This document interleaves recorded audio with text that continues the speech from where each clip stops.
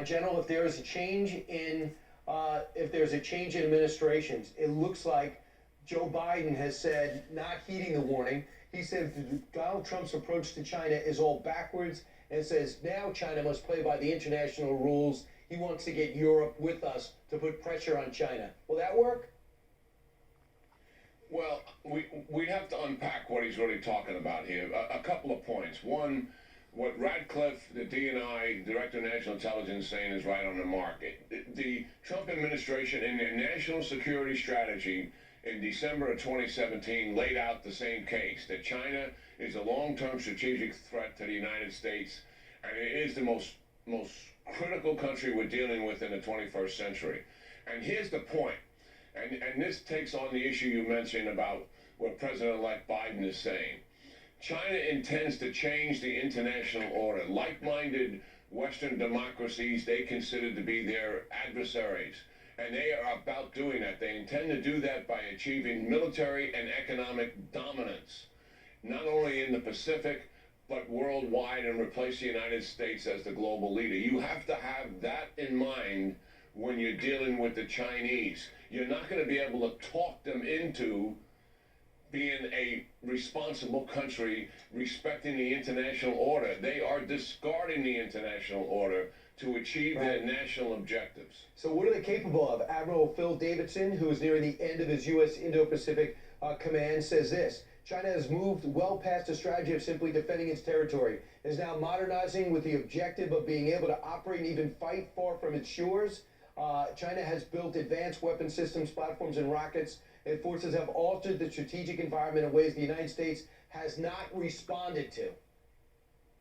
Yeah, Davidson, God bless him, when he took command a couple plus years ago in the Indo-Pacific, he said on that day, he said, there's no guarantee that we could fight, we could win a war against China today. That was a couple of years ago. And he's played the war games, and he knows what the results are. The facts are this. Simply stated, China has achieved military dominance in the Pacific at the expense of the United States, because our military dominance has eroded.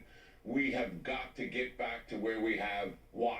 An effective deterrence. We do not want to go to war with China, but we want them to see what the cost would be when you have an effective deterrence, so that we don't go to war with China. And they have to know the second thing, Brian, is we've got the resolve and the determination to use military capability if it's necessary. We learned this lesson dealing with the Soviet Union. And General, we talked about this. They're going to have to do this while cutting the defense budget, because it's going to be the first thing Democrats always cut. But we never debated foreign policy in this country when we elected a president. But let's move ahead and talk about Iran. We know about the assassination of that nuclear scientist, the Oppenheimer of their program. We know about the killing of Soleimani. And now we have a president-elect, if he gets the job, who says, I'm going to go back and go to the JCPOA. Is that going to work? No.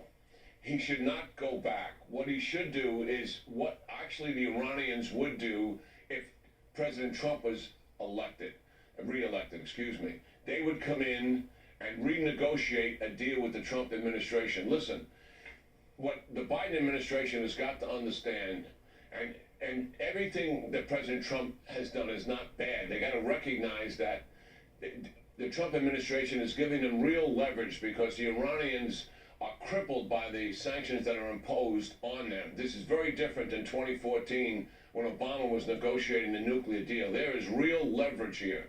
Iran has never been back on their heels as much as they are right now in 40 years. Second, the Arab-Israeli normalization and peace agreement and a growing coalition in the Middle East is huge leverage for the Biden administration, because Iran is feeling isolated. We can go back and get a much better deal, not go back to the deal that was there in the past. That's a huge mistake.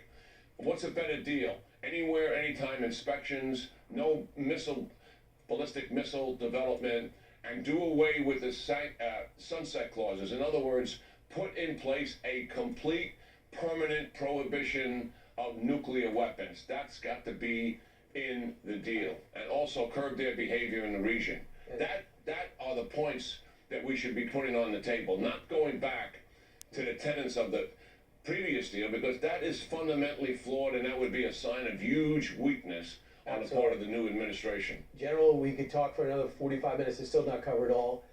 Thanks so much. I appreciate it. And he also wants to alleviate all the sanctions immediately. President's been brilliant in the Middle East, and the history books will write that. Thanks so much, General. Yeah, great talking to you, Brian. You got Have a it. great weekend. Yeah, you too. Meanwhile, coming up straight ahead, the best-selling memoir.